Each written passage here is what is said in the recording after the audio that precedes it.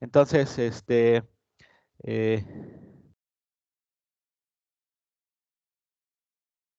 todas estas variedades se pueden formular en una regla como esta. Producto punto de I por EJ es igual a la delta de Kronecker IJ. ¿Por qué? Porque si tú dices, bueno, I va a valer, en el caso de que I valga 1 y J también valga 1, entonces esto va a ser E1 por E1 es igual a delta de Kronecker. Aquí también está el I, entonces si el I valió 1, pues aquí también pongo 1. Si el J vale 1, también pues aquí pongo 1. Y según esta definición, si I es igual a J, entonces la delta de Kronecker vale 1. Entonces esto es igual a 1. Cosa que ya sabíamos y que ya lo pensamos antes, ¿no? Por ejemplo, E1 por E2. Entonces esto es igual a la delta de Kronecker en producto punto cuando I vale 1 y cuando J vale 2. Y entonces, cuando I es diferente de J, porque I es 1 y el otro es 2, pues eso es 0. Entonces esto es igual a 0. Cosa que ya lo sabíamos, ¿no? Entonces con una simple definición, o sea, yo sé que suena medio tonta, pero eh, eh, definiendo una función como esa, y todos poniéndonos de acuerdo de qué es esa función, ¿no? Alguna vez nos pusimos de acuerdo de que todos entendemos a qué se refiere el coseno, ¿no? O sea, siempre estamos definiendo funciones y le llamamos por algún nombre, algunas muy famosas. Y no me sé la etimología del coseno, ¿verdad? Seguramente viene de los griegos, pero pues algún momento se definió la función coseno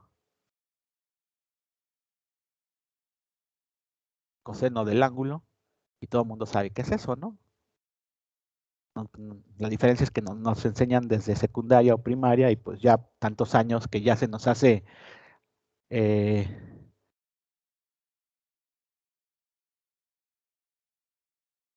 automático recordar que se está así, el coseno del ángulo es igual al lado adyacente entre la hipotenusa. Sí, claro. Es lo mismo que estamos definiendo siempre aquí, ¿no? Siempre estamos definiendo funciones, claro que tengan sentido, que se utilicen para algo.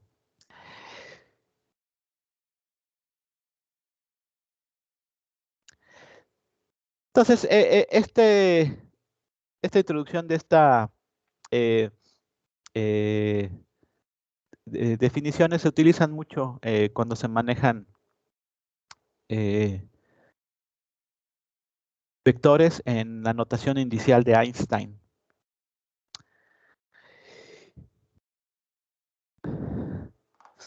Hay algunos libros, aparte dicen que la delta de Kronecker tiene la propiedad de realizar una contracción indicial. Por ejemplo, si ustedes multiplican esa función, delta de Kronecker IJ por EJ, acuérdense que esto es una notación de que I y J son contadores, o sea, es como si aquí resumieras todas las posibles combinaciones que te pudieras imaginar, ¿no? Ya dijimos acá, o sea, yo sé que esto está muy trivial, pero está padre, porque en vez de formalmente poner toda esta tabla, ajá, y cada vez que vas a decir algo pones todas las posibilidades, y otra vez que vais a hacer otra operación pones todas las posibilidades, mejor nada más pones esto y todo el mundo lo entiende. Entonces, acuérdense, esto aquí está metiendo todas las posibles combinaciones, porque IJ pueden tomar valores de 1, 2 y 3, ¿no? Al mismo tiempo o tomando valores distintos. Claro, estoy siendo cuidadoso de que si J aquí aparece y también aparece acá, pues es que si J toma el valor de 1 aquí, o sea, también toma el valor de 1 acá, ¿no? O sea, claro, estoy utilizando la misma letrita. Bueno, entonces se puede demostrar que si yo multiplico la función delta de Kronecker por una base canónica,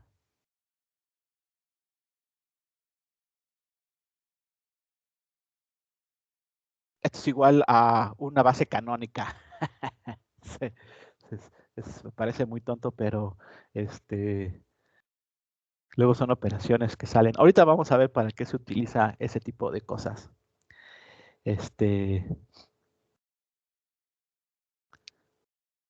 Por ejemplo, o sea, les voy a demostrar que si yo multiplico la función delta de Kronecker, que está definida aquí, por una base canónica, da una base canónica. Entonces, miren, tengo esto, ¿no? Delta de Kronecker y J, EJ. Entonces voy a expandir esto para que se vea lo que está pasando. Entonces, voy a poner todas las posibles formas de J, bueno, todas las posibles valores que puede tomar J.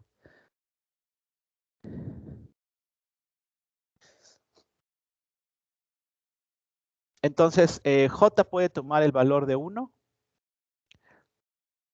J puede tomar el valor de 2 y J puede tomar el valor de 3. Estoy utilizando la convención de que cuando el índice es repetido, o sea, aquí hay una J y aquí hay una J, acuérdense, es una suma de los términos, ¿no? Aquí lo que pasa es que no se pone cada ratito esto. Desde J es igual a 1 hasta N.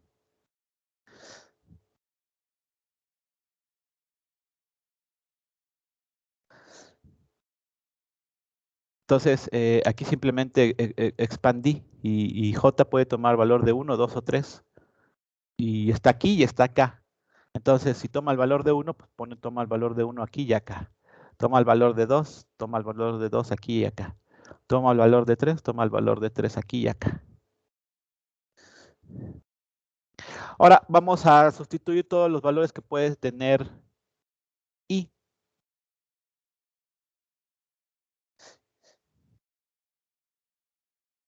Y ya nada más está, digamos, originalmente en esta posición, ¿no? No es un índice repetido. Entonces, y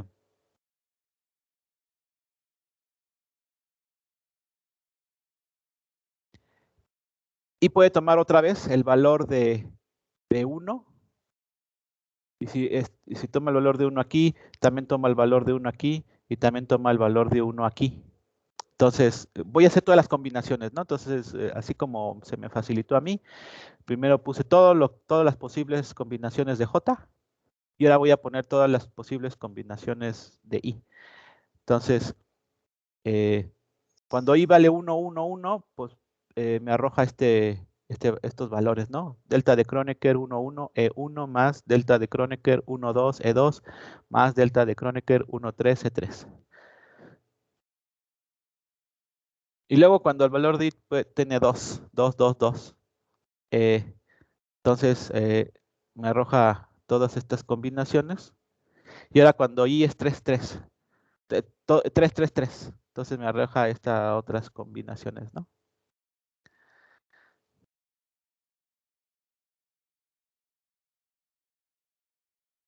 O sea, me arroja como 9 combinaciones diferentes.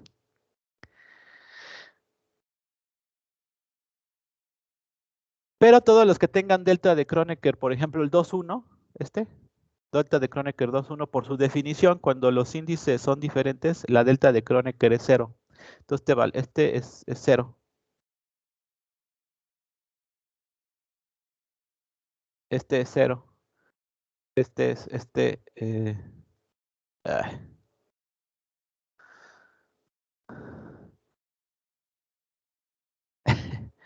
Es que cuando le aprieto algo aquí a mi pluma, sin querer, me hace algo que...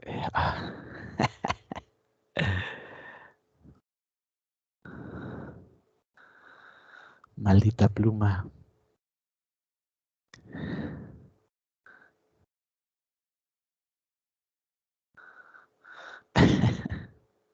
Esta pluma digital tiene 2 botones y si le aprieto una sin querer, un botón, pasa a otro modo y no le he estudiado cómo pasar al modo original. Bueno, ahorita espérenme tantito. Ah, no me deja. Ah.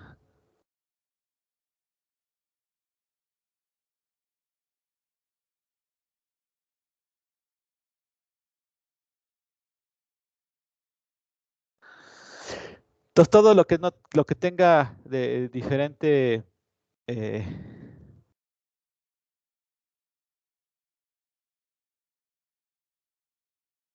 diferentes índices, en la delta de Kronecker se hace 0.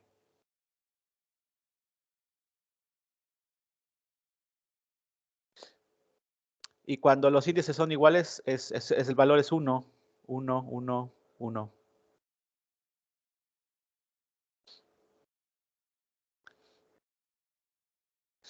Entonces al final solamente en cada uno de estos renglones aparece, por ejemplo, en el primero E1, en el segundo E2 y en el tercero E3.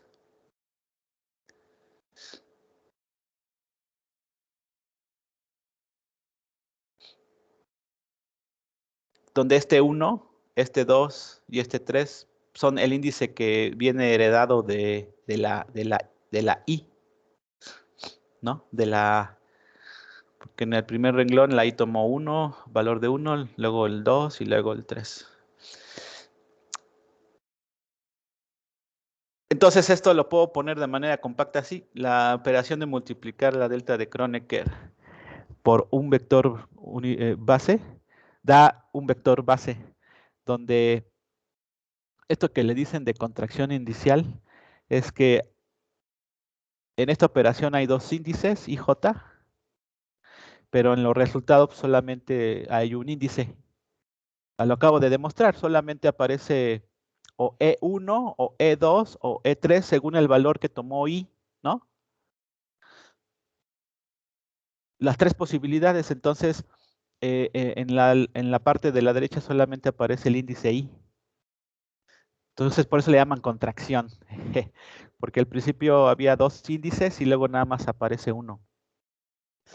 Entonces, eh, como una regla de dedo, o sea, en vez de estar haciendo todo esto que hicimos de expandir todos esos términos y analizar quiénes son los que se van y quiénes son los que se quedan, la mnemotecnia aquí es que cuando hay una operación de la delta de Kronecker por una base unitaria, eh, la delta de Kronecker le hereda a la base su letra I, por ejemplo, en este caso, ¿no? O sea, quita la J y le regala el contador I.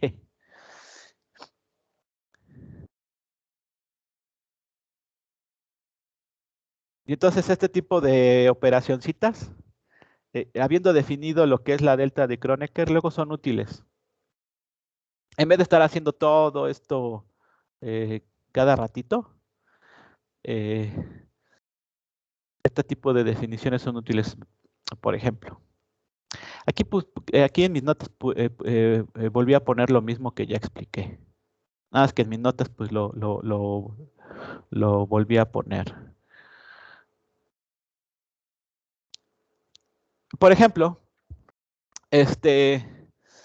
formalmente, utilizando eh, la notación de la delta de Kronecker, vamos a demostrar que el producto punto entre dos vectores da esto.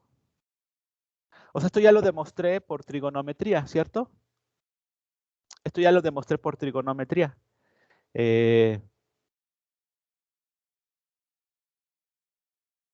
Utilizando una cosa que se llama la ley de los cosenos. Pero ahora lo voy a poner, no lo voy a demostrar por trigonometría, sino voy a utilizar esta nueva definición de la delta de Kronecker que acabo de poner y que ya la justifiqué con el diagramita de todas las posibles combinaciones de producto punto entre bases canónicas. Entonces, miren, si yo tengo el producto punto entre dos vectores, el vector U, yo sé que en notación de Einstein la puedo poner como UI e I. Acuérdense, esta es una notación compacta de poner U1, E1, más U2, E2, más U3, E3, ¿no? Pero en vez de estar poniendo todo esto, pongo una notación compacta nada más UI e I. Producto punto por el otro vector B. Esto lo puedo poner como BJ, EJ. Estoy poniendo una letra diferente denotando que es un contador diferente. Ahora, estos números U, I y BJ, recuerden que solamente son los coeficientes que acompañan a las bases, ¿no? Ahora sí que solamente multiplican o extienden el vector unitario, los vectores canónicos, los vectores base. Pues son números nada más. Los que acarrean la direccionalidad son los vectores base, pero no sus coeficientes. Entonces, como los coeficientes solamente son números, pero no traen la información de hacia dónde,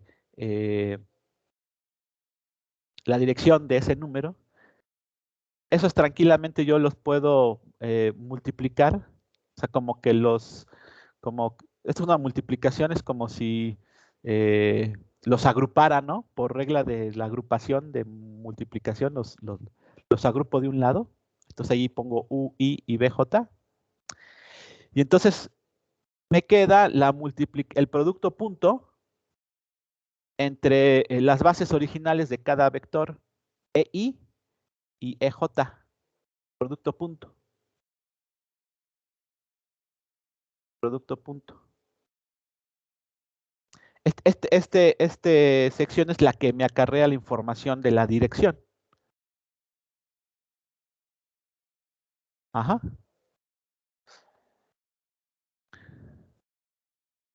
Pero ya sabemos, ahorita les acabo de definir una función muy útil, que el producto punto entre EI y EJ es la delta de Kronecker IJ.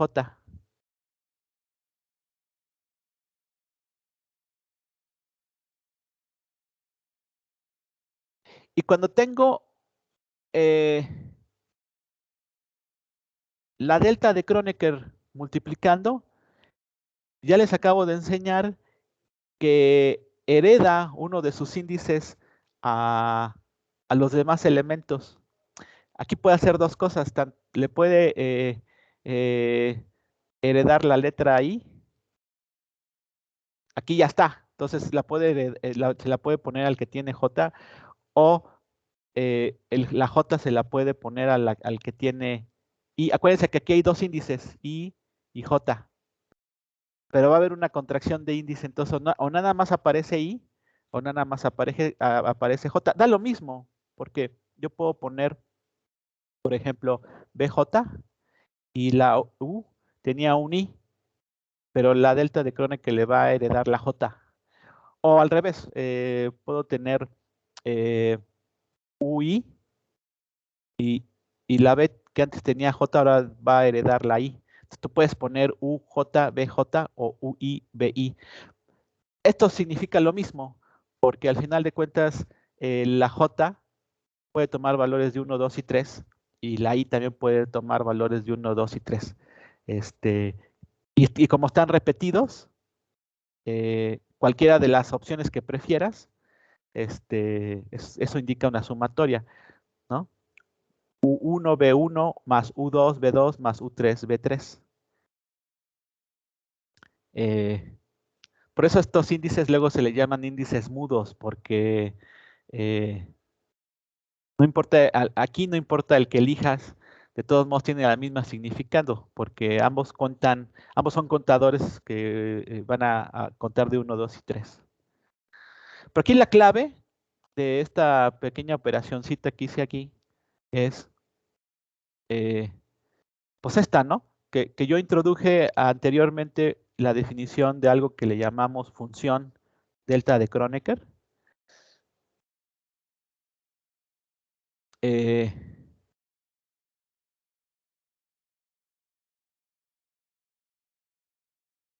y entonces de algo que tenía las bases, de pronto ya no tiene base, ¿no? Porque la multiplicación de productos, del producto punto entre bases, es 1 o 0, y eso lo estamos, esas dos opciones lo estamos ingresando con esta función que está aquí. Si alguien todavía no está convencido de esta automatización que dije que la delta de Kronecker le hereda a un índice, que alguien desarrolle este término.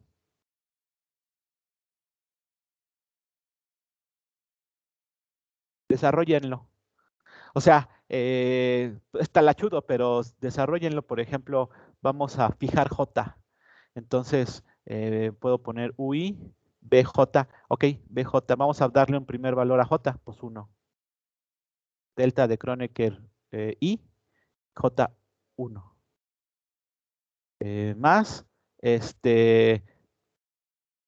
ahora vamos a darle a la J el 2. Ok, entonces B2, delta de Kronecker I, 2. Y luego vamos a dar el valor eh, a J de 3. Ok, entonces queda U y 3. Perdón. Este, UI, ajá, B3, delta de Kronecker y 3. Ajá. Ok, ya puse todos los posibles valores a J. Ahora vamos a poner todos los posibles valores ahí. El I también está repetido. Entonces, por ejemplo, del primer término, desarrollo y voy a poner primero I, ok, 1, el valor de 1. B1, que es lo que ya llevaba, por delta de Kronecker 1, 1. Más U2, B1, delta de Kronecker 2, 1. Esto solamente del primer término, ¿no? Lo que pasa es que aquí, a su vez, el valor de I puede tener o 1, o 2, o 3. Entonces estoy poniendo a su vez las 3 posibilidades de ese solo término que está aquí. Y como también en la I está repetida, es una suma más. Y luego U3, B1, por delta de Kronecker 3, 1. Entonces solamente de este primer término me salieron 3. Pero el segundo, este es un 1, pero el segundo y el tercero, como la delta de Kronecker tiene índices diferentes, la delta de Kronecker aquí se hace 0, 0, 0. Entonces, 0 por cualquier cosa da 0, 0. Entonces, el único término que sobrevive es el primero. De hecho, la delta Kronecker 1, 1 tiene el valor de 1. Y este primer término es este. ¿No? Si desarrollan el segundo, el único término que va a sobrevivir es este. Y si se desarrollan el tercer término, el único término que va a sobrevivir es este. Entonces, al final, por eso,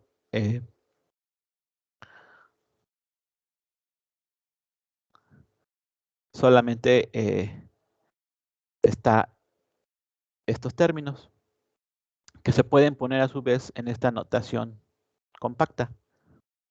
UI, BI, donde ahí elegí I como mi contador. Pues también puedo haber elegido J, da lo mismo. Ajá. Entonces es una manera muy elegante de poner en pocos renglones el producto punto entre vectores.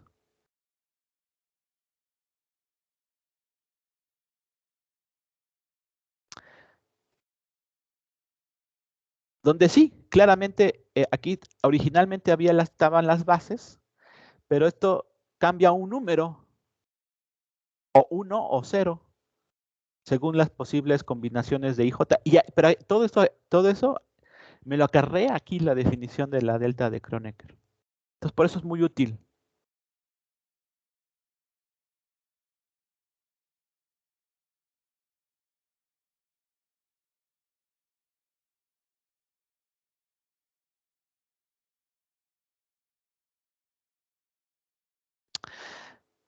De hecho, con eh, definiciones de la delta de Kronecker, yo puedo hacer operaciones un poco más complejas. Por ejemplo, hacer el producto punto entre un tensor, que al final de cuentas es una matriz, y un vector. Entonces esto lo pongo así, es el producto punto entre una matriz en física. Matriz en física es lo mismo que matriz en matemáticas, nada más que para diferenciarlo, una matriz es una regla de números, ¿no? En una matriz, claro. Eh, yo les he dicho que eso es como un hipervector, porque no solamente tienes una base, sino tienes la combinación de dos bases canónicas. Estas operaciones no las vamos a hacer mucho aquí en este curso, pero les voy a poner cómo si sirve la notación que les dije de la delta de Kronecker para hacer este tipo de operaciones más complejas. Entonces, el producto punto de una matriz por un vector. ¿Qué da eso? Pues vamos a ver. Entonces, el vector es esto. Ahora le puse el contador K. BK, EK. O sea, le puse otra letrita. Pero significa lo mismo que si elijo J y significa lo mismo que si elijo I. Al final es un contador que no importa si le llamo Rodrigo, Pedro o Juan. Rodrigo, Pedro y Juan van a contar 1, 2, 3. Pero la matriz es esta que está aquí. Porque en la matriz necesito definir la posición de fila y para la posición de columna. Entonces eso se traduce a que tenga aquí yo dos contadores. Y ahí elegí el I y la J, porque necesito dos contadores. Que eso al final de cuentas refleja el número de fila, coma, número de columna. Ajá. Cada valor necesito definirle en qué fila está y también en qué columna. Entonces, en una matriz necesito dos contadores.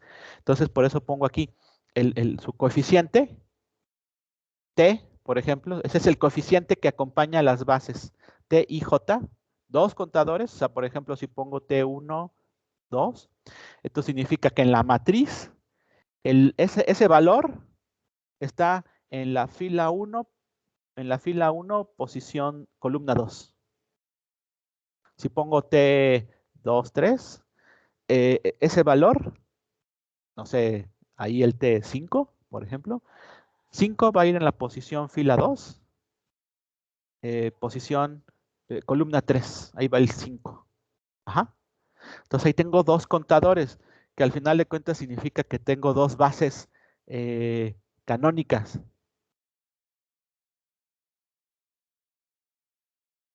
A diferencia del vector, que solamente necesito una base. Por eso una matriz es una especie de hipervector. Entonces, híjole, tú te dirían, ¿qué rayos me da? Hola. al multiplicar producto punto una matriz por un vector. Bueno, esto, los que recuerden el álgebra lineal, me podrían decir que da, porque si yo estoy diciendo que tengo una matriz y lo multiplico por un vector, que es al final un renglón, nada más, de números, ¿esto qué da? De su álgebra lineal. ¿Qué pasa si multiplico una matriz por un renglón de números? ¿Qué me da eso?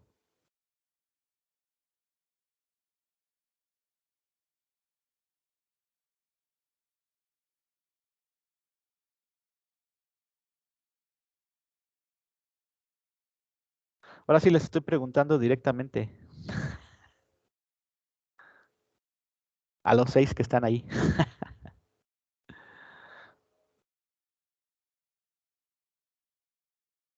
Ya llevaron álgebra lineal, ¿no? ¿O no? Sí, profe. Entonces ya me pueden decir que da de multiplicar una matriz por un renglón de valores. En teoría.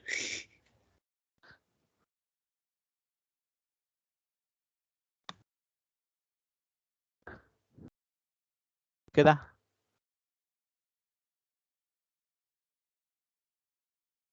Profe, yo no pasé álgebra matricial. Bueno, los que sí pasaron.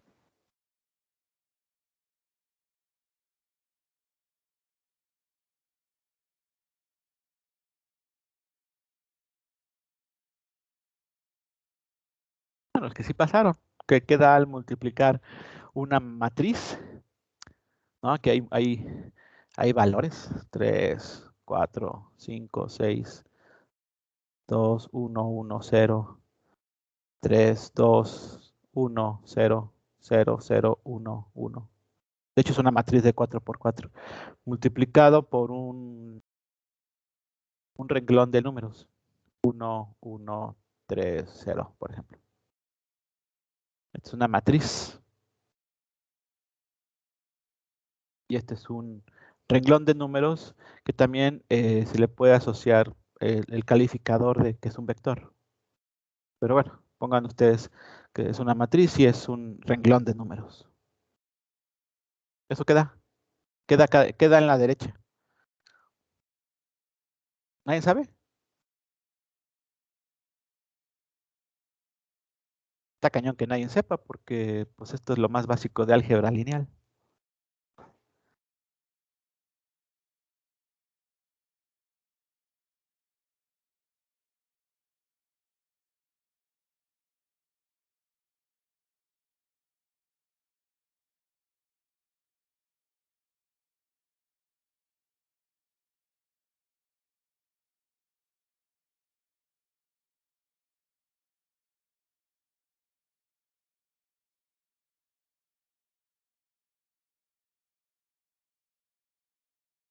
O sea, nadie sabe. No es que no es que los esté retando. O sea, lo digo en buena onda porque es lo más básico de álgebra lineal.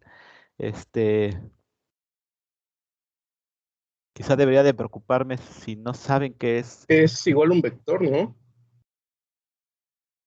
Ajá, ¿por qué? ¿Lo viste o sí te acordabas? Es que me sorprende que tardaran mucho en contestar.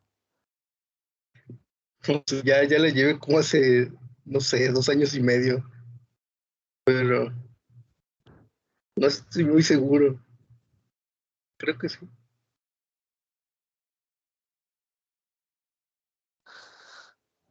Sí, da otro renglón de números. Eh, lo que se hace es una operación, no, tú puedes poner el vector renglón acá. Y entonces la operación que haces es agarrar esta fila de la matriz y todo el renglón de valores y, y multiplicas este número por el primero que está acá, más el segundo por el que está acá, más el tercero por el que está acá, más el cuarto por el que está acá. Y lo que te da de este por este más el segundo más la multiplicación de los segundos, más la multiplicación entre los terceros, más la multiplicación entre los cuartos, lo pones aquí.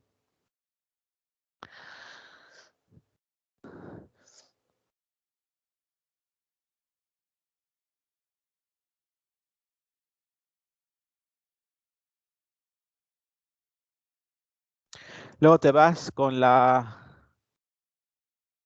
segunda columna, la segunda fila, y vuelves a hacer lo mismo. Multiplicas este por el que está acá, luego este por el que está acá, este acá y este acá. Y lo que te dé lo pones en la... Ya llevabas un número acá arriba, pero lo que te dé lo pones en la posición 2 de acá. Y luego agarras el renglón 3 y haces lo mismo. Y luego agarras el renglón 4 y das lo mismo. Entonces te da un conjunto de también valores acá, por ejemplo. Es lo básico de álgebra lineal. Me asusta un poquito que no me hayan respondido rápido. Es lo mismo que estamos haciendo aquí. Estamos multiplicando una matriz por un vector. Pongan ustedes que el vector, si quieren pensarlo así para que no les haga bolas, solamente tiene 3 términos porque significa que es un vector tridimensional. Y la matriz, pongan ustedes que solamente es de 3 por 3. Y entonces eso va a dar también un renglón de números, o sea, es decir, la multiplicación de una matriz por un vector da un vector.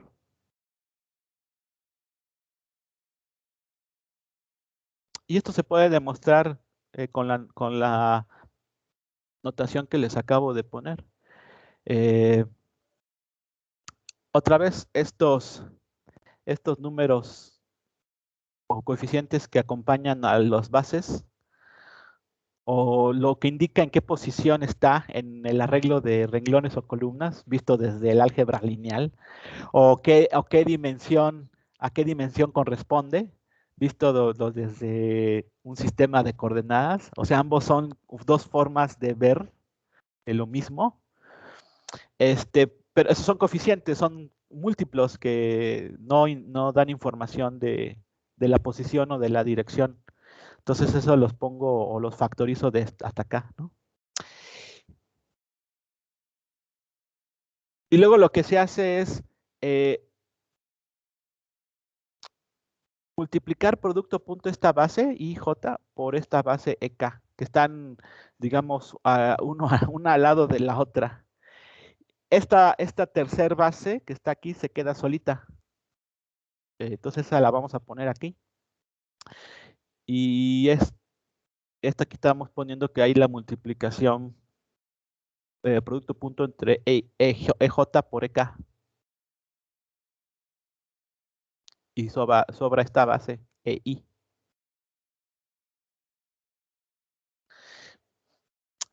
Pero EJ por EK es la delta de Kronecker JK.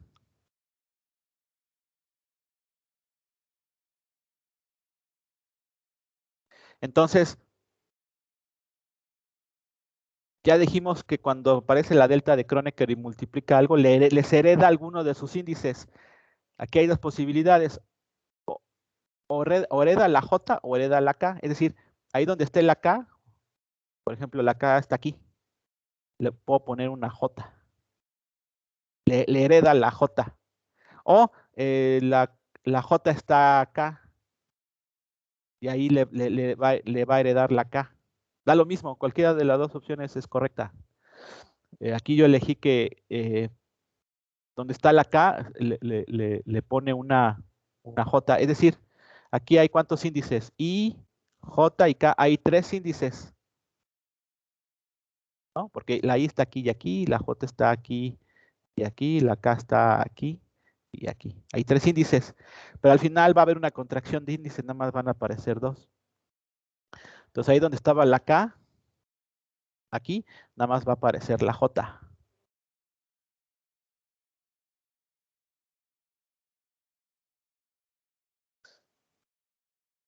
Y de todos modos sobrevivió una base.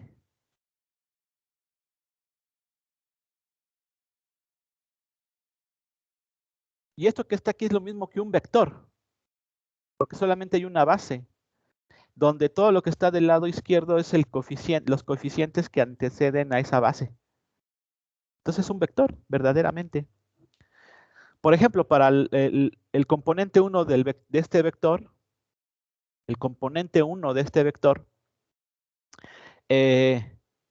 obviamente es cuando i tiene el valor de 1.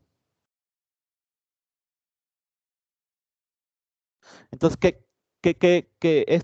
¿cómo se traduce el TIJBJ?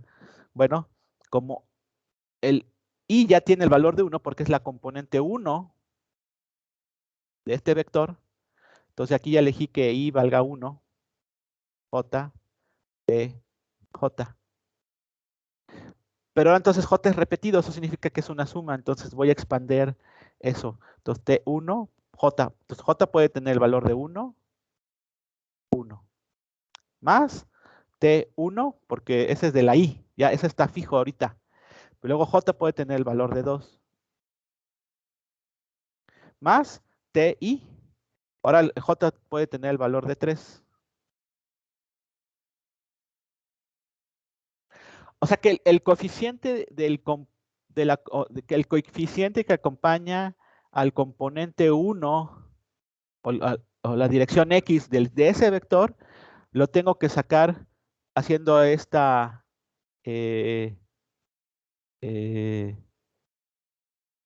suma de estas multiplicaciones.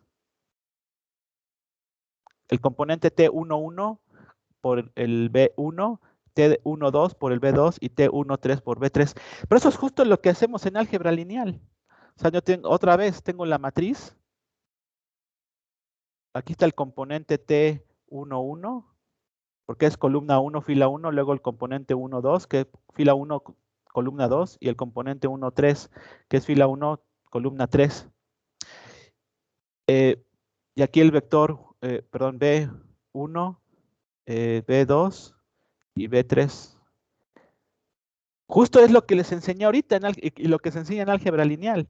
Es multiplicar este por este, más este por este, más este por este. Es justo lo que está aquí.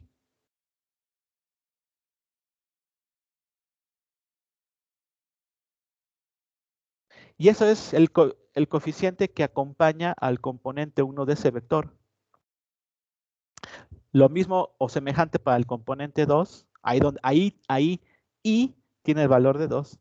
Y lo mismo para el componente 3, donde i tiene el valor de 3. Es justo lo que se hace en álgebra lineal, pero aquí lo estamos poniendo de otra manera, utilizando la definición de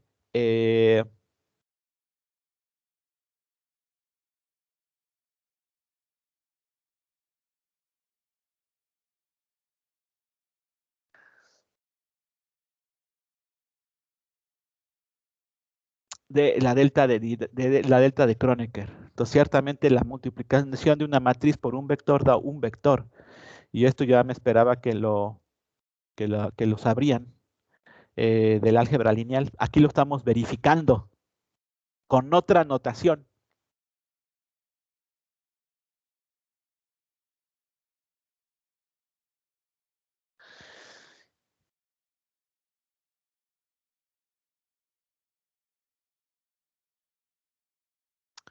¿Cómo ven, chavos? Oye, chicas.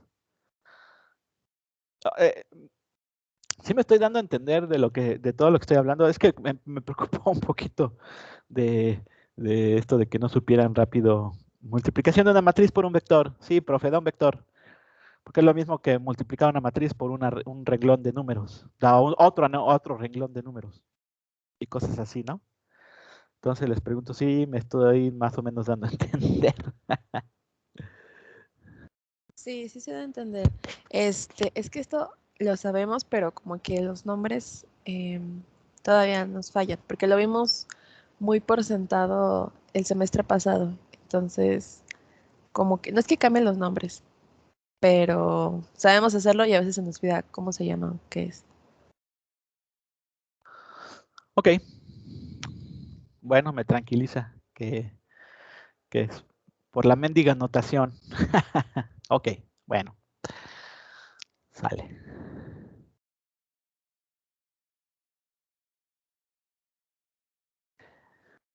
Entonces, miren, realmente me he detenido un poquito en este repaso.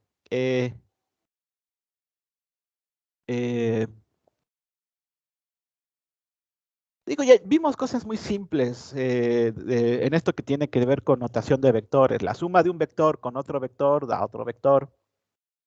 La resta de un vector con otro vector da otro vector.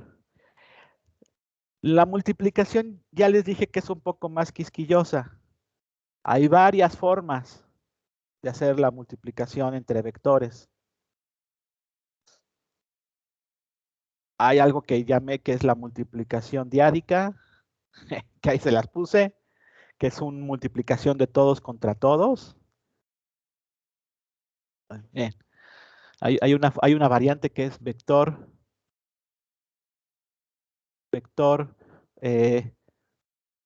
producto diádico con otro vector. Y esto da una matriz o una especie de hipervector. Porque necesito dos contadores, porque ahí necesito reportar una mezcla de direcciones, ¿no? Que al final se traduce en la matriz de en qué renglón estás y en qué columna estás. Pero hay multiplicación, está la otra, que es el vector, producto punto por vector. Y eso da un escalar, ¿no?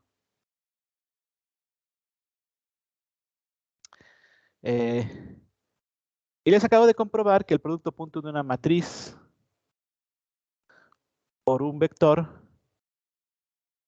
da otro vector. Y este en especial lo habían visto algo semejante, ya me hizo la aclaración esta Valeria, que igual eran otros nombres, pero esto es lo que hacían mucho en álgebra lineal, la multiplicación matricial, ahí les llamamos multiplicación matricial, aquí pues sería un producto punto entre matriz por un vector da otro vector, ¿no? Son variantes de una especie de multiplicación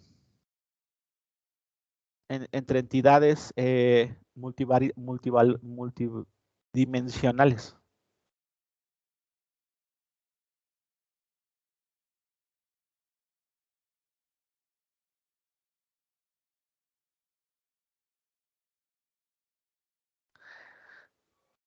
Claro, aquí en cálculo vectorial, pues los ejemplos más clásicos es cuando el vector sea de 3 dimensiones, o sea, tenga 3 valores en los renglones.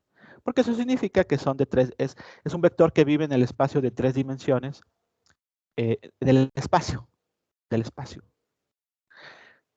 Pero ya dijimos que dimensiones, no solamente se refiere a dimensiones espaciales, la palabra dimensión se utiliza más general. El cáncer es una variable de varias dimensiones. No es que el cáncer dependa de las dimensiones espaciales. Bueno, sí puede depender también. Pero aquí dimensión se usa en un término más general, donde la dimensión no es la dimensión de que algo que se refiere al espacio. La dimensión es algo que se refiere a otros factores. La dimensión edad, la dimensión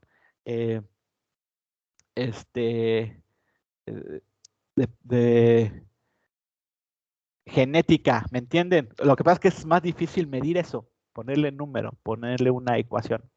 Pero aquí la dimensión la estoy utilizando de manera más general. Pero bueno, muchos ejemplos los voy a manejar como si fuera una dimensión en el espacio, la dirección X, Y, Z. La termodinámica utiliza otro tipo de dimensiones, no las dimensiones espaciales. Ahí las dimensiones es algo que depende de la temperatura, de la presión, de la concentración. ¿Sí ven? Ahí las dimensiones no es X, Y, Z, es temperatura, presión, concentración. Pero las matemáticas de trabajar con toda esa tipo de formas es la misma. Eso es lo bonito, es la misma. Bueno, aquí les puse un poquito de justificación, porque yo sé que esto es muy seco. Ok, profe, sí, ya, no nos moleste más, sí, ya está bien, nos enseñó y ya lo habíamos visto, producto punto de matriz por vector, o multiplicación matricial de matriz por vector, da otro vector, o un arreglo de números. Vector por producto punto por vector da un escalar, ¿no? Ok, ya nos presentó esto, este chistorete de la delta de Kronecker. Ok. ¿Para qué me sirve todo esto? Digo, para aplicar esto, o sea, para aplicar todo en la vida hay, tiene que saber las bases y por eso nos tardamos semestres tratando de que las bases más o menos queden bien. Eh, eh, Aquí les pongo un ejemplo. No lo vamos a resolver, pero es simplemente como para que vean dónde podría sentarse esto. Por ejemplo, en problemas de biolocomoción a escalas micrométricas, desplazamiento de bacterias, de protozoarios, es necesario calcular la tasa de trabajo o potencia que gasta un microorganismo, además de conocer su velocidad de desplazamiento. Hoy te explico esto. No me estoy leyendo lo que escribí. En algunas instancias, podríamos descubrir que para un microorganismo no es tan importante llegar primero, sino llegar con un gasto de energía mínimo. Bueno, hagan de cuenta que ustedes tienen ahí, no sé, un esperma, o una bacteria, o un protozoario. Ajá. Y que esta cosa se desplaza sobre un medio.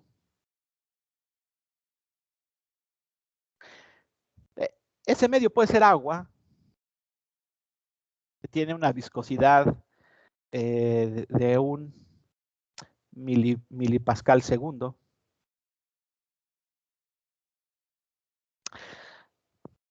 Yo sé que ahorita no entienden estas unidades de viscosidad. Si en algún futuro alguien les enseña. Yo enseño esto, pero en un curso hasta el posgrado. Pero bueno, puede ser agua, puede ser algo como un fluido viscoelástico, un fluido biológico, que tiene una viscosidad compleja. No solamente porque no es una constante, sino porque es una variable que depende de otras cosas. La viscosidad de fluidos biológicos no es una constante, es una variable. Bueno, o cualquier cosa que se les ocurra, ¿no? Entonces, en este contexto, porque por ejemplo que aquí se llama la biolocomoción, claro, las mismas, algo semejante ocurre, por ejemplo, en cosas más grandes como una ballena. Eh, Iba a dibujar una ballena, pero me entorpecí. Eh,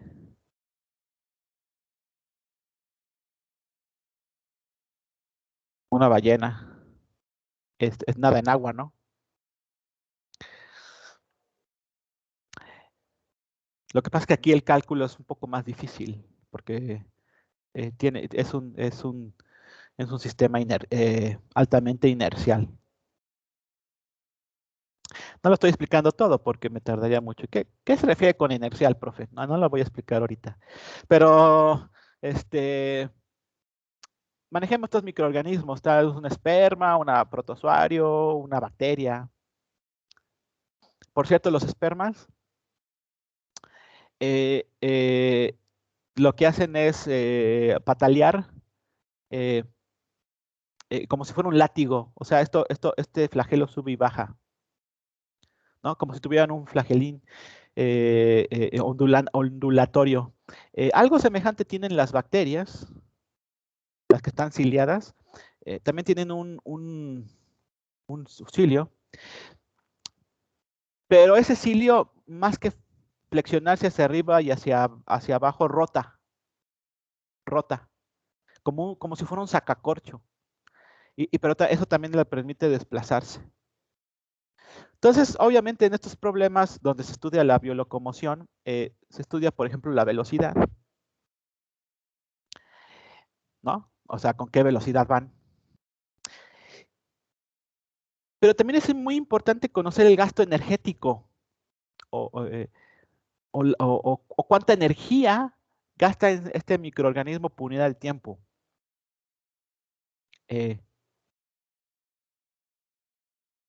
Obviamente, fíjense, estos organismos tienen que sacar energía de sus sistemas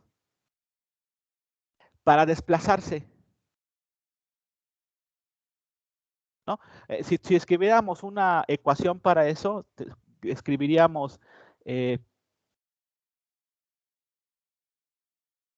por ejemplo, gasto de energía energía biológica, no sé, a lo mejor es consumo de ATP. ¿A qué va a ser igual? Porque tiene que gastar energía para desplazarse. Ah, porque se mueve, profe. Pues sí, pero aquí lo que sucede es que el medio externo, el medio externo le ofrece una resistencia a desplazarse.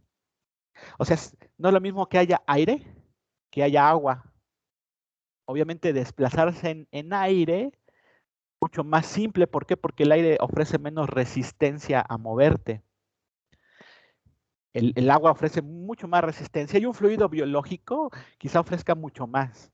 Entonces, quizá el gasto de energía biológica tiene que al menos ser igual o llegarle a la energía de resistencia mecánica del medio. Energía que viene de la resistencia mecánica del medio. Y a lo mejor este es medio difícil de computar, pero la de la derecha a lo mejor es simple. Y esa sí existe una expresión para calcular ese tipo de energía. Más bien es energía por unidad de tiempo que se gasta, que es igual a la potencia. Y esa se calcula así, fíjense, es la integral de el vector velocidad, producto punto por el tensor de esfuerzos, producto punto por el vector normal, y es la integral de la superficie.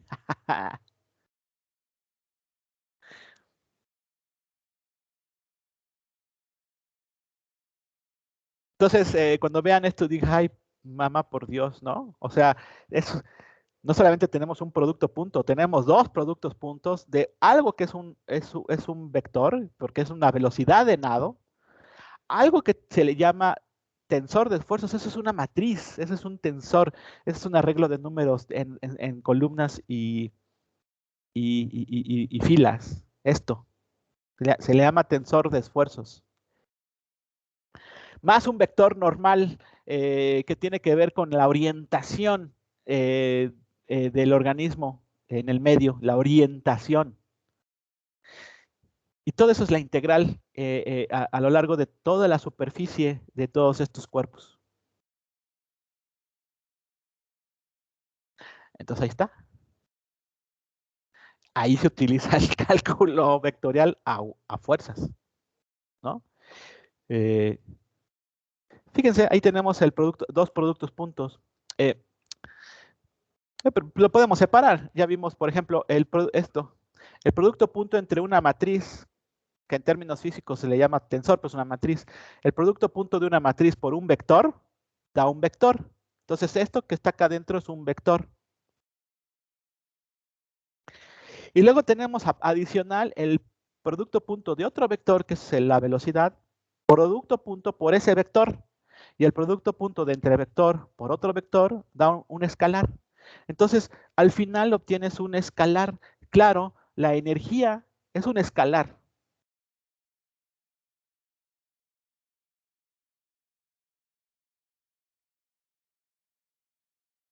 Este es un ejemplo de donde se utiliza esto. Y ahí puse, ¿no? Hasta en algunas instancias podríamos descubrir que un organismo no es tan importante llegar primero, sino hay que saber llegar, como la canción.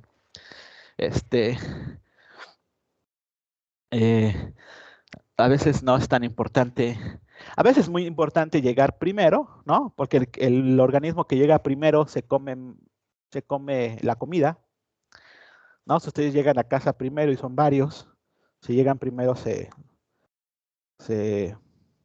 ponen gandallas y se comen lo que hay en el refri.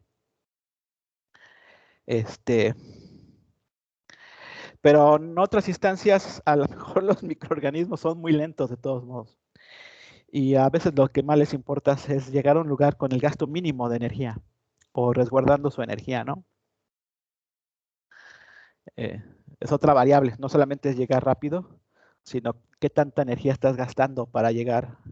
Bueno, entonces ahí se utilizan estas cosas, créanme, sí se usa para ese tipo de cálculos.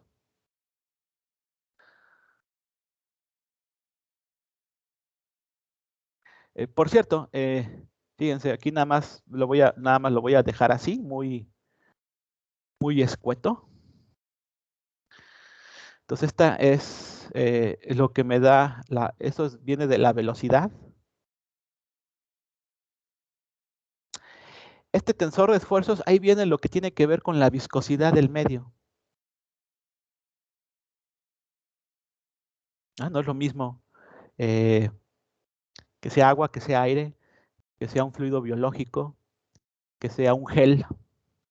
No es lo mismo. No gasta no es el mismo gasto energético. Obviamente, si tú estás nadando en miel y alguien está nadando en agua y quieren llegar a la misma velocidad, ambos, o sea, la velocidad es fija, pero la viscosidad es más en miel que en agua, el que está en miel va a necesitar un muchísimo más gasto energético, porque está enfrentándose a un medio más viscoso.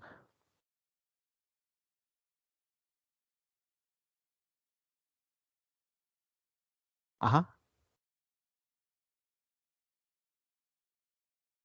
Lo que va a hacer ese organismo es más bien compensar la alta viscosidad con una velocidad de desplazamiento más baja. Bueno, y el tercer término tiene que ver con la orientación del organismo.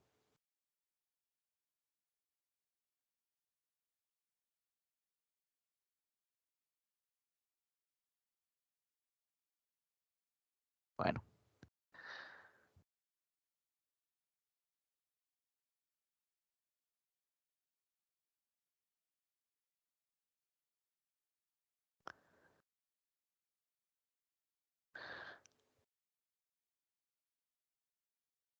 Ok, bueno, ya hablé del producto diádico, del producto punto. Y aparte está el famoso producto cruz, que estoy seguro que también ya conocen. Seguramente me van a decir, ya no me acuerdo, profe, pero sí. Entonces aquí el producto cruz, así, ¿no? Producto cruz, con una cruz. No, el producto diádico se escribe así, producto punto así, producto cruz así, ¿no? Entre vectores. Bueno, también puede ser producto cruz entre matrices. Bueno, entonces eso creo que ya se lo saben bien. Lo que se hace es, para hacer el producto cruz entre vectores, se pone la notación de las bases canónicas IJK. Luego se pone los valores de los componentes del vector U o el primero, y luego los componentes del segundo vector. Y esto es lo que indica es la determinante de esta matriz, ¿no? Entonces, yo espero que sí se acuerden de esto, o sea, que no lo tengan que explicar a detalle. Lo que se agarra es el primer término I, que en este caso no es un número, es precisamente el vector, la base canónica, I. Y entonces, lo que para ese primer pivote, lo que se saca es el determinante de la matriz 2×2 que hay allí, ¿no? Entonces, es el U2 por B3 menos el U3 por el B2. Y es lo que está aquí. Díganme que sí se acuerdan de esto. Algo. Sí, esto sí me acuerdo. Sí, de eso sí, doctor. Y del otro, ¿no? Es que, bueno, en mi caso, las clases las vimos más con determinantes.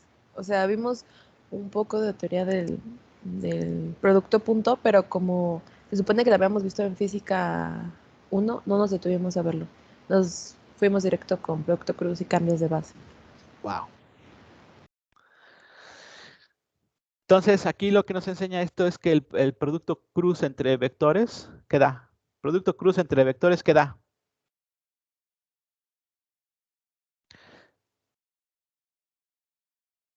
Si tú tienes un vector y lo multiplicas producto cruz con otro vector, eso da.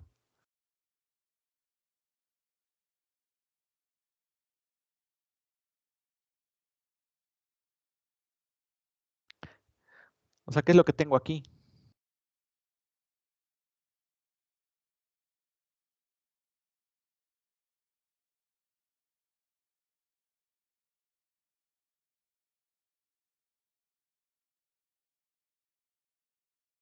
Chicos. Pues, También da un nos daría una vector. matriz. ¿Dónde ves la ¿Un vector? matriz? Sí, ¿no? Ah, no, ¿Dónde? se O sea, cancela. no, no se Estaba cancela, leyendo la de sino... arriba. O sea, sí, bueno, sí, esto es una matriz que se construye, pero lo que da es un vector porque aquí tiene las bases, ¿no? Y JK. O si las quieres poner E1, E2, E3. O sea, el producto cruz entre vectores da otro vector.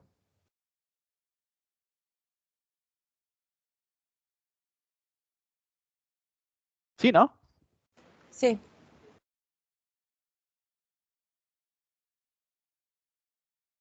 Sí, yo sé que es una variedad de cosas, pero pues no son muchas, ¿no?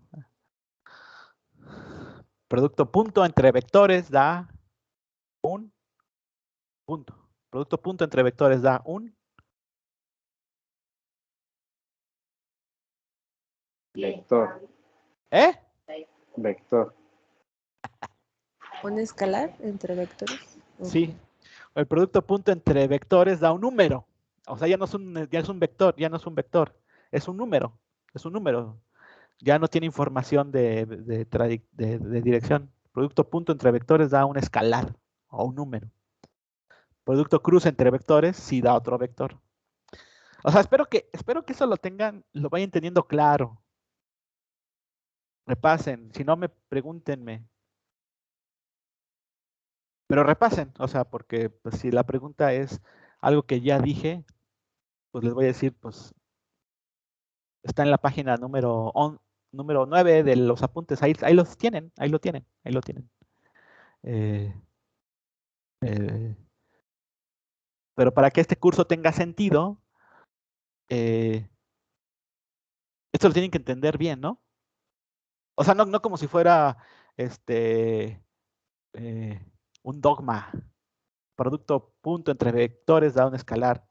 Producto punto entre vectores da otro vector. Producto punto entre matriz por vector da otro vector. No, o sea, no como si fuera un dogma. O sea, lo entienden, ¿no? Lo entienden, lo estoy explicando. Aquí da un vector donde los coeficientes o que acompañan a cada base canónica lo tienen que computar así. Por ejemplo, el primero lo encuentran multiplicando el componente 2 del primer vector por el componente 3 del segundo vector menos el componente 3 del primer vector por el componente 2 del segundo, ¿no? Por eso las matemáticas son tan bellas, porque si no existieran las matemáticas, decir todo esto con palabras es un fastidio, ¿no? Pues ahí está lo que hay que hacer. y el componente 2 o en la dirección Y es este, y el componente 3 de la dirección Z es ese, ¿no?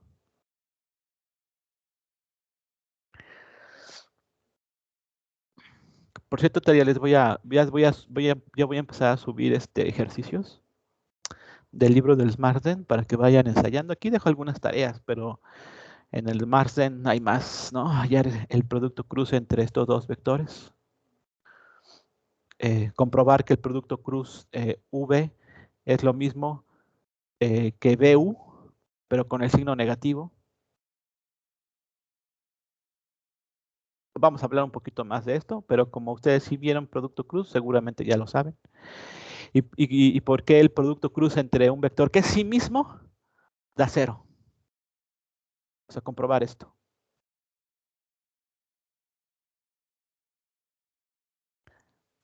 Esto contrasta con el producto punto, ¿no? O sea, en el producto punto, más bien, si multiplico el mismo vector por sí mismo, esto sí da un número diferente de 0. Pero el producto cruz es 0.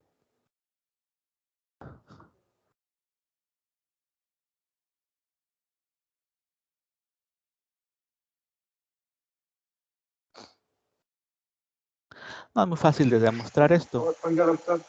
Sí. Duda filosófica. ¿Cuándo tendremos examen con usted? Porque, por ejemplo, en bioquímica tenemos examen en 2 semanas.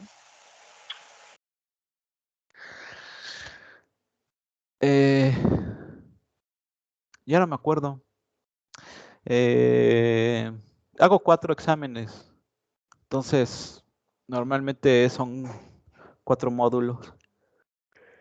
Agosto, septiembre, octubre, noviembre. Seguramente a mediados de septiembre sería el primer examen.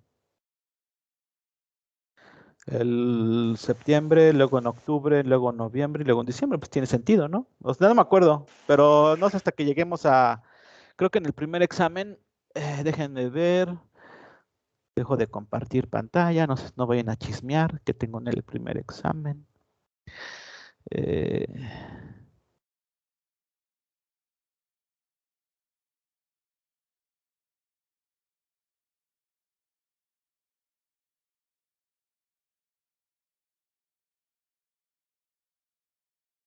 Curso virtual, primer examen.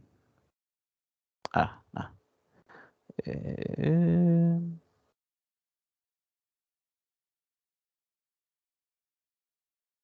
sí, está examen 1.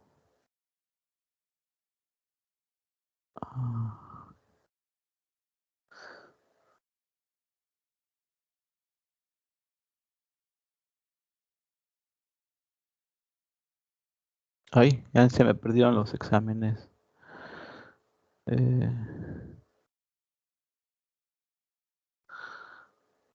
Ok, en el primer examen, pues sí, pregunto sobre el producto punto, producto cruz, pero también pregunto las derivadas de funciones, el plano tangente, dibujar trayectorias. Ajá, el primer examen, inclusive veo hasta derivadas, todavía falta llegar a ese primer examen. Luego en el segundo,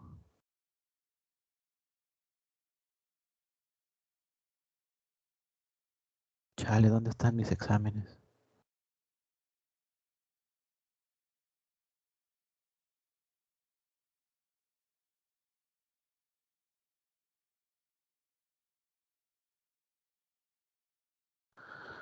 En el segundo sigo preguntando derivadas y algo que es muy importante, que es los multiplicadores de Lagrange en el segundo.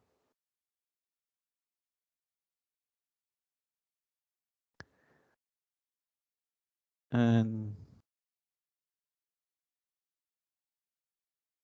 primer parcial, sí.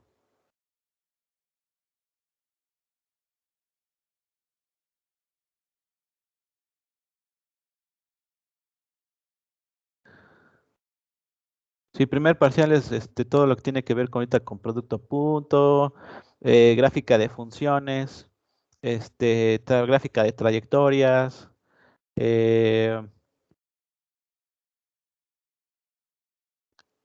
la divergencia y el rotacional. El segundo parcial es lo de los multiplicadores de Lagrange, más que nada, y más derivadas. El tercer parcial ya son integrales. Y el cuarto parcial siguen siendo integrales.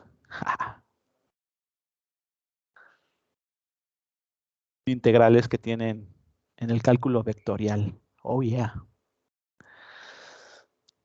Puras cosas sencillas, doctor. Sí, o sea,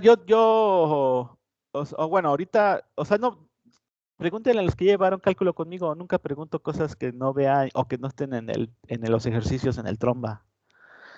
O sea, no les voy a preguntar muchas cosas locas y todo lo vamos a ver, ¿no? Vamos a ver la integral de cosas vectoriales. Se las voy a enseñar. No tengo por qué no, obviamente.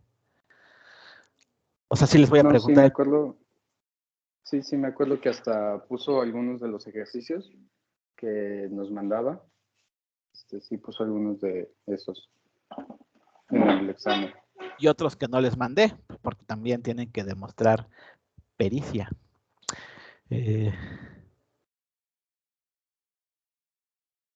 Ajá. Pues sí les voy a preguntar el producto cruz, les voy a probar el producto punto, les voy a mandar ejercicios para que lo hagan, ¿no? Bueno. Y cosas nuevas que van a ver.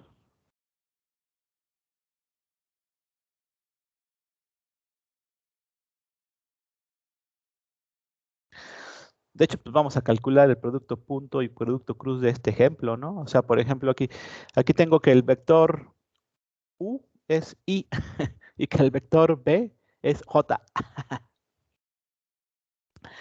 Lo puse más elegante así, ¿no? El vector U es igual a I más 0 en J, o sea, su componente en Y, es más, su componente en Z también, pero pues ya, me ahorré la Z, es 0, y solamente tiene un coeficiente 1 que acompaña a la dirección X, ¿no?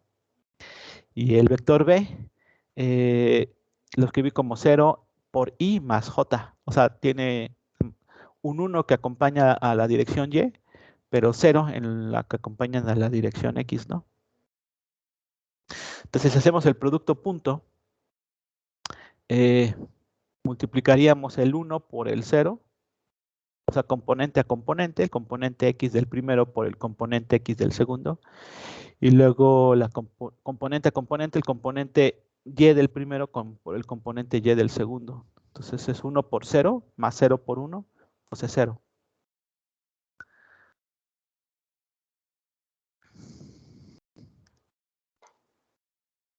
Ya empezó a dar calor. Pero luego, si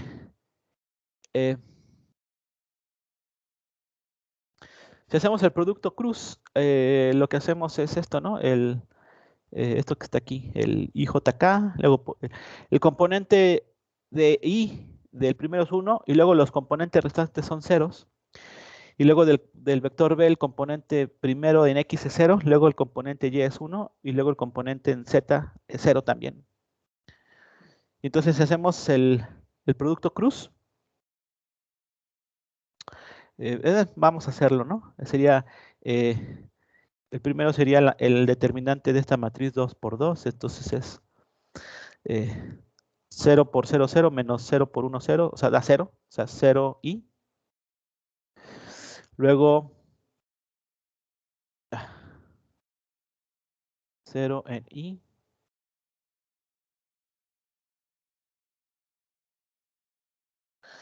Luego sería la determinante de la matriz con estos números que están aquí. Entonces es menos 1 por 0, 0, más 0 por 0, 0. Entonces eso también da 0 en J. Y finalmente sería la determinante, o sea, el tercer pivote es este, y sería la determinante de la matriz 2 por 2 que está aquí. Y ahí queda 1 por 1, 1, menos 0 por 0, 0, Por ahí sobrevive un 1 más 1 en la dirección Z, que le pongo K, ¿no? O esto es igual a K.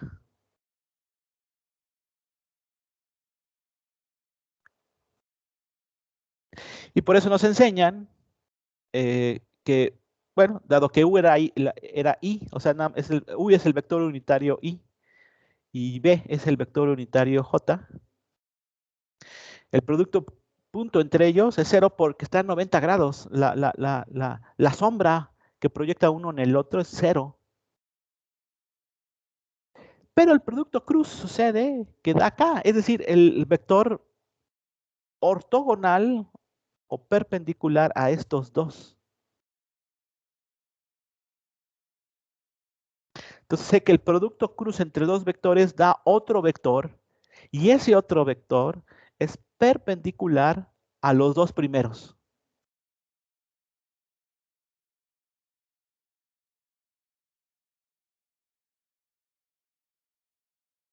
Esto va a ser muy útil después, ¿eh? Pero ahí está, el producto cruz entre vectores da otro vector y ese otro vector es perpendicular a los primeros.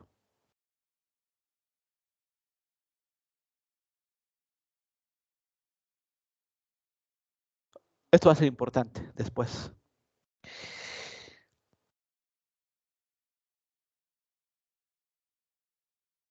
En general, el producto cruz de I por I, J por J y K por K es 0. Mientras que el producto cruz de I por J da K, por ejemplo. El producto cruz de J por K da I. Y el producto cruz de K por I da J. De hecho, no lo voy a poner aquí porque eso ya es otra. Los voy a confundir más. Y yo también. Ya ven que para el producto punto utilizamos una especie de notación compacta utilizando la delta de Kronecker, ¿no? Algo que llamé la delta de Kronecker.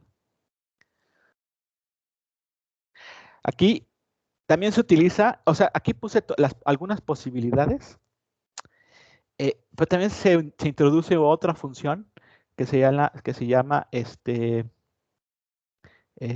una función, la función epsilon totalmente antisimétrica. Pero eso ya no lo voy a contar porque si no ya es demasiado para mí y para ustedes. Pero también hay una función que engloba de una manera compacta todas estas posibilidades. De hecho, es muy inteligente esa definición que hicieron para englobar todas estas combinaciones, todas estas posibilidades en una sola función, ¿no? O sea, cuando multiplicas producto cruz bases canónicas iguales, da 0. O sea, es lo contrario que del producto punto, ¿cierto? Con el que el producto punto, cuando los índices son iguales, eso es 1. Pero aquí, cuando los índices son iguales, es 0. Y más aún, cuando tú multiplicas, por ejemplo, la base I por la base J, con el producto cruz, da la base K.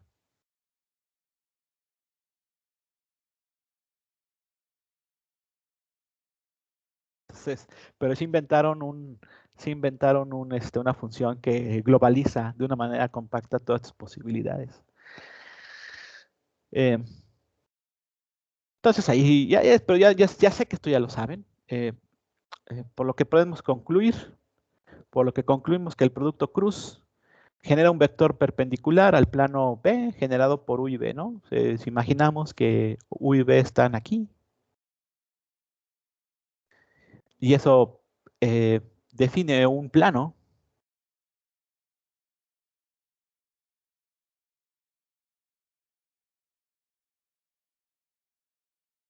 Plano B.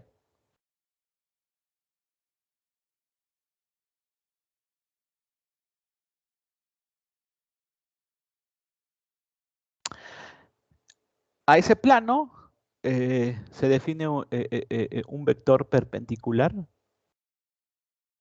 W, que a su vez se saca por el producto cruz de esos dos vectores, ¿no? Que conforman el plano.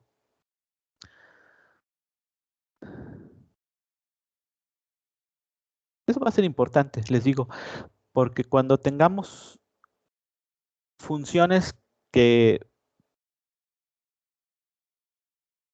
se representan con superficies.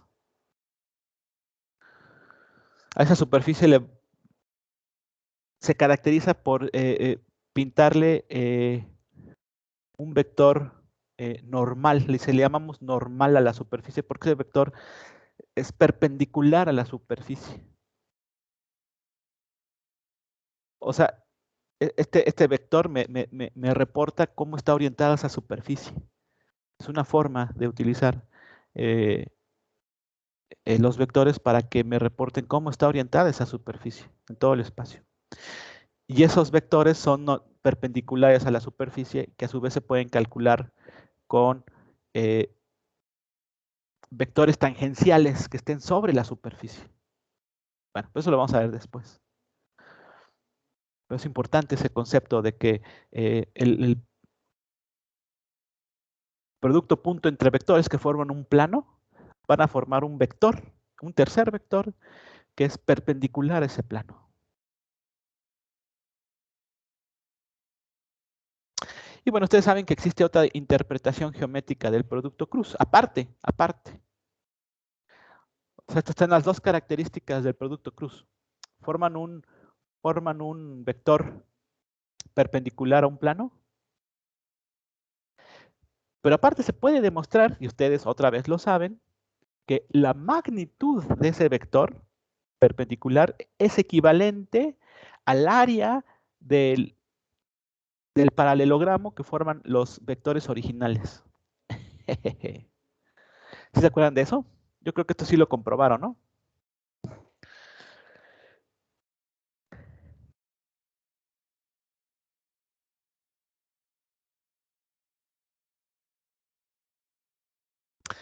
Sí comprobaron eso, ¿no?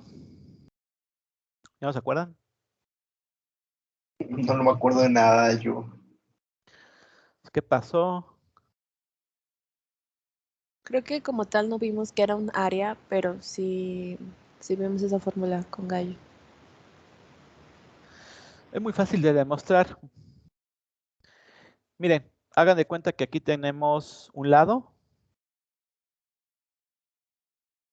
que sería la representación del vector U, y tenemos otro lado, que esa es la representación del vector B. O sea, estoy hablando de vectores, pero equivalentemente puedo hablar de lados. Y entonces yo puedo pintar un paralelogramo, digamos, poniendo este vector rojo acá arriba también y poniendo el vector azul acá. Esto encierra un paralelogramo, ¿sí ven? Encierra un paralelogramo. ¿Paralelogramo? Sí, va. Se llaman así, ¿va?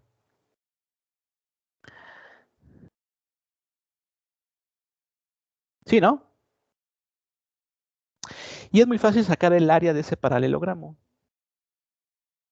Por ejemplo, si el área, por ejemplo, para hacer el truco de sacar el área de este paralelogramo es dividirlo en dos.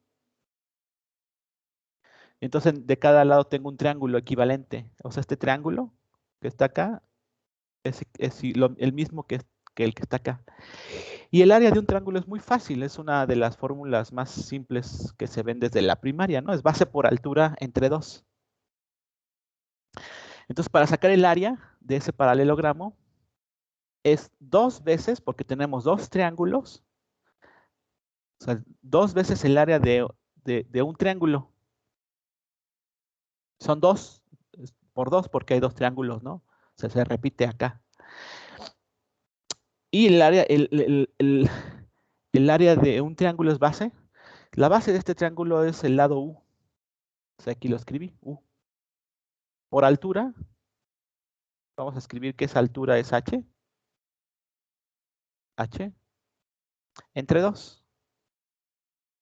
Bueno, este 2 con este 2 se van a ir. Pero aparte, esta H la puedo poner en términos de este ángulo,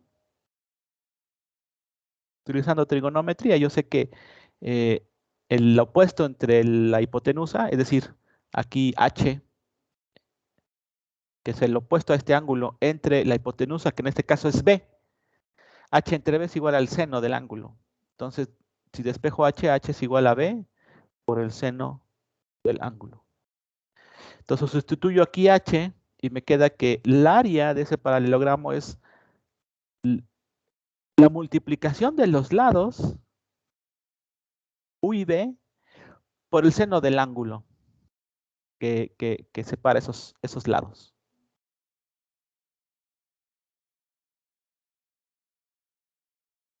No, acabo de demostrar muy sencillo la fórmula del área de un paralelogramo.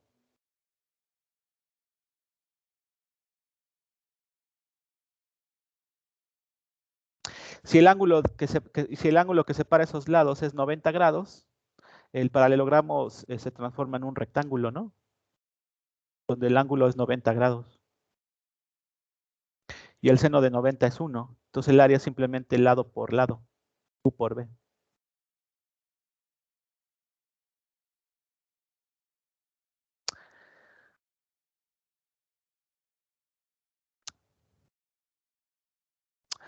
Ahora, yo hablé de lados aquí, lados. Pero ahora vamos a hablar de que estos lados están formados por vectores.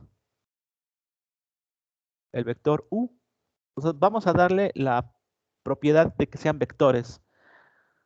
Es decir, este paralelogramo puede estar flotando en el espacio tridimensional según las orientaciones de estos vectores, ¿no? Pero da lo mismo. ¿No? Es como si tuvieras tu espacio tridimensional y tú tienes dos vectores, cualquiera que sean, y entonces tú puedes pintar un paralelogramo, ¿no?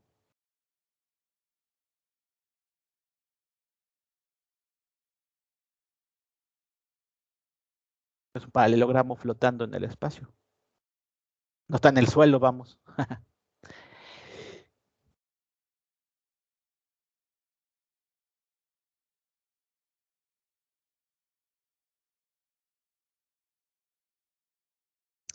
Bueno, se puede demostrar que la magnitud o la norma del producto cruz entre esos dos vectores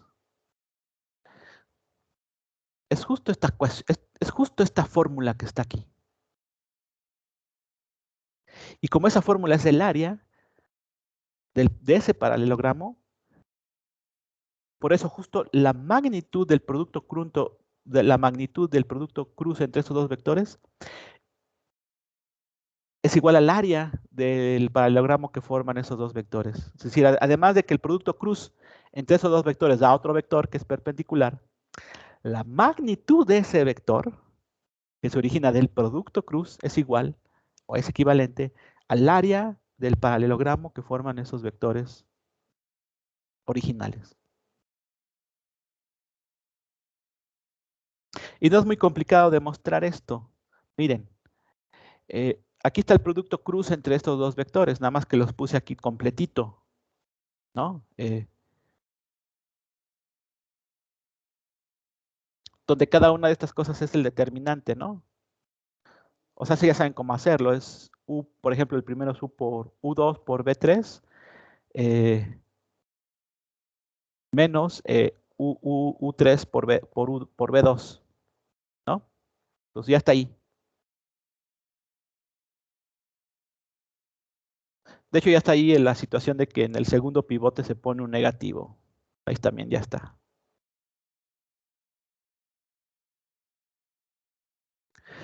Para demostrar,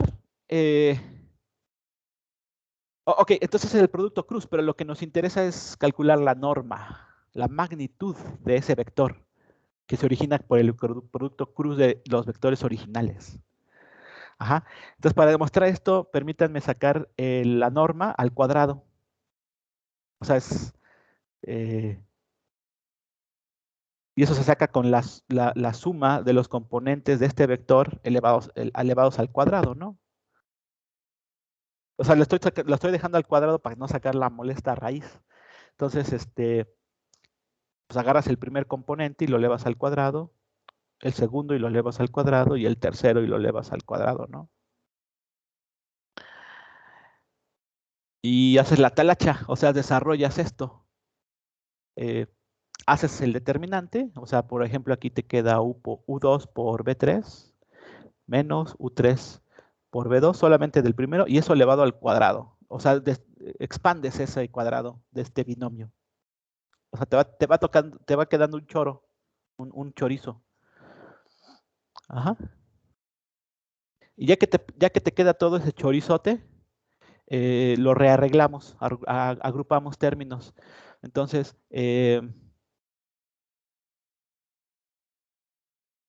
agrupas un término que tiene esas componentes, más otro término que tiene esas componentes, menos otro término que tiene esas componentes. El primer término queda en términos de que U1 al cuadrado más U2 al cuadrado más U3 al cuadrado. Pero eso es más que, eso que está ahí es nada más y nada menos que la norma del vector U al cuadrado. Eso que está ahí. Más B1 al cuadrado por más B2 al cuadrado más B3 al cuadrado. Eso es justo la norma del vector B al cuadrado. Y esto queda menos U1 B1 más U2 B2 más U3 B3 al cuadrado. Pero lo que está dentro es justo el producto punto entre los vectores al cuadrado.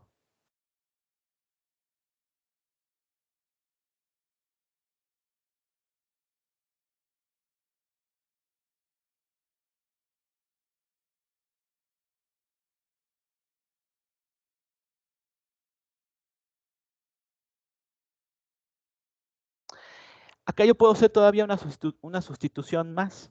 Yo sé, ya lo demostré por la ley de los cosenos, que el coseno del ángulo es igual al producto punto entre vectores entre las normas de los vectores. Esto ya lo habíamos definido por ahí. De aquí yo puedo despejar el producto punto. Producto punto entre dos vectores es igual a la norma de los vectores multiplicado por el coseno del ángulo.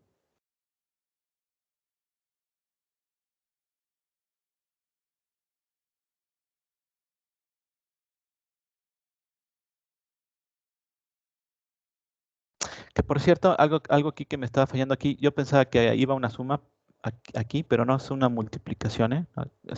Dije, aquí me faltó una suma. No, es una multiplicación. Ajá, o sea, aquí como están las notas originales, está bien. O sea, aquí es una multiplicación de este término por este otro. Ajá. Ok, entonces de esta ecuación yo despejo y luego lo puedo elevar al cuadrado. Si yo elevo al cuadrado el de la izquierda, elevo al cuadrado lo de la derecha. Entonces elevo al cuadrado las normas y el coseno. O sea, esto es como si todo estuviera elevado al cuadrado, ¿no? Pero lo elevo al cuadrado cada término. Entonces esto es igual a las normas al cuadrado por el coseno al cuadrado del ángulo, utilizando esta fórmula que ya sabíamos. Aquí aparecen en estos dos lados las normas. Entonces la puedo factorizar. Entonces esto es igual al producto de las normas al cuadrado por 1 menos el coseno del ángulo al cuadrado, pero 1 menos el coseno al cuadrado del ángulo por identidad trigonométrica pitagórica es seno del ángulo al cuadrado, ¿no? Entonces aquí tienes que la norma del producto cruz de U por B al cuadrado es igual a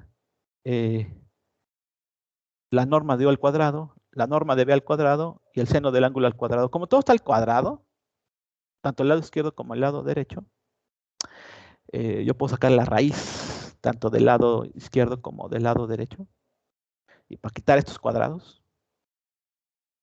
Y al final queda que la magnitud del vector que se forma a su vez del producto cruz entre vectores, los vectores originales, es igual a la norma de los vectores por el seno del ángulo.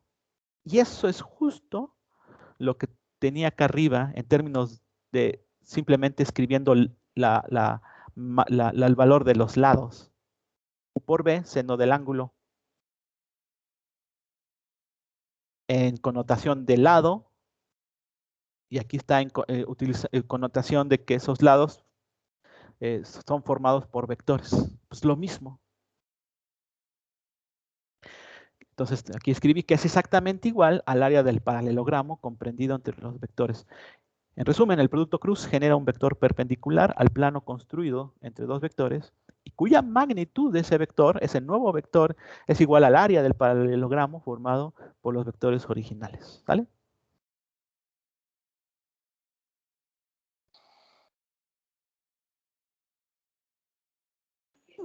Duda, doctor. Ahí en lo de la tarea que dice que demuestra que la siguiente expresión es igual a la expresión anterior.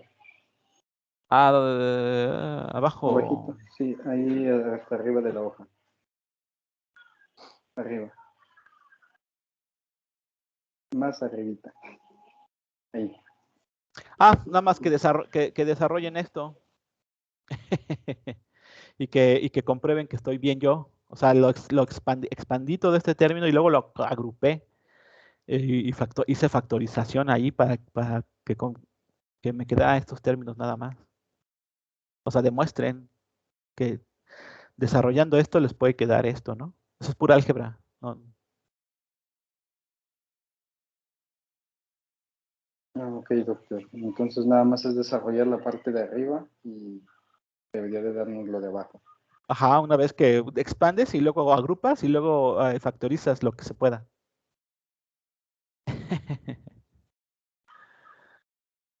¿Sale?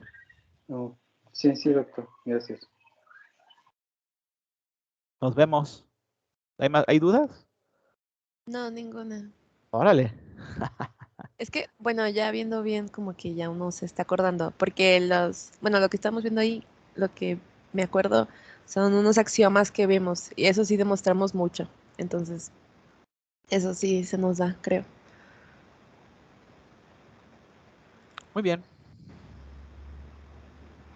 Nos vemos el viernes. Adiós, Hasta, profe, hasta gracias. viernes, gracias. Gracias, Doc. Hasta el viernes.